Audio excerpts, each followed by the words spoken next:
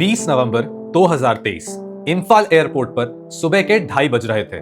North east India का यह airport एक नॉर्मल दिन जैसा ही लग रहा था। कुछ लोग वेटिंग एरिया में थे, कुछ लोग बोर्डिंग लाइन में खड़े थे और रनवे पर एक इंडिगो फ्लाइट टेक ऑफ के लिए रेडी खड़ी थी। सब कुछ रूटीन था, काम था और प्रेडिक्टेबल था। लेकिन फिर एक चीज बदली और पूरा एयरपोर्ट एकदम फ्रीज हो गया। एयर ट्रैफिक कंट्रोल टावर के रेडार पर एक ऐसा ऑब्जेक्ट ब्लिंक हुआ जो किसी भी रजिस्टर्ड फ्लाइट पाथ का पार्ट नहीं था। ऑब्जेक्ट सर्कुलर नहीं था, रेक्टेंगुलर नहीं था और वो एक रेगुलर एयरक्राफ्ट की तरह स्पीड मेंटेन नहीं कर रहा था। पहले जिस इंसान ने उसे नोटिस किया उसने सोचा कि शायद ये कोई ग्लिच होगा, लेकिन फिर ऑब्जेक्ट डिसअपीयर नहीं हुआ। वो रेडार पर हर 4-5 सेकंड के गैप में वापस ब्लिंक हो रहा था, जैसे कोई चीज एक इंटेंशनल पैटर्न में मूव कर रही हो। पहले डाउट ड्रोन का था, लेकिन जो ऑल्टीट्यूड था वो 10,000 फीट के आसपास शो कर रहा था, जो कि एक नॉर्मल सिविलियन ड्रोन के लिए पॉसिबल ही नहीं है। एटीसी ने तुरंत लोकल सिक्योरिटी को इन्फॉर्म किया।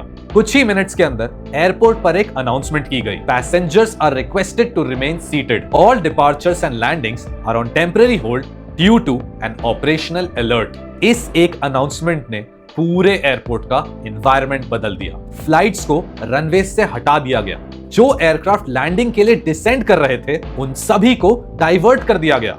इम्फाल एयरपोर्ट को लॉकडाउन में डाल दिया गया बिना किसी एक्सप्लेनेशन के। जब तक पासर्स बाय और पैसेंजर्स सोच रहे थे कि शायद टेक्निकल इशू हुआ है, एक्चुअल रीजन दूसरी जगह डिसाइड हो रहा था। Eastern air command headquarters Indian air force के अंदर। वहां से एक इमरजेंसी स्क्रैम्बल कमांड इशू हुआ और 2 Rafale fighter jets air base से टेक ऑफ के लिए प्रिपेयर किए गए। अब अगर एक एयरपोर्ट में कोई अननोन ऑब्जेक्ट दिख जाए तो usually binocular inspection, drone interference report या रूटीन क्लियरेंस का प्रोसीजर होता है। लेकिन यहां पर रफाइल भेजे गए, यानी थ्रेट हाई लेवल कंसिडर किया गया। लेकिन सबसे बड़ा ट्विस्ट ये था, कोई भी अभी तक ये नहीं जानता था कि ये ऑब्जेक्ट एक्चुअली था क्या। और यहीं से असली मिस्ट्री शुरू होती है।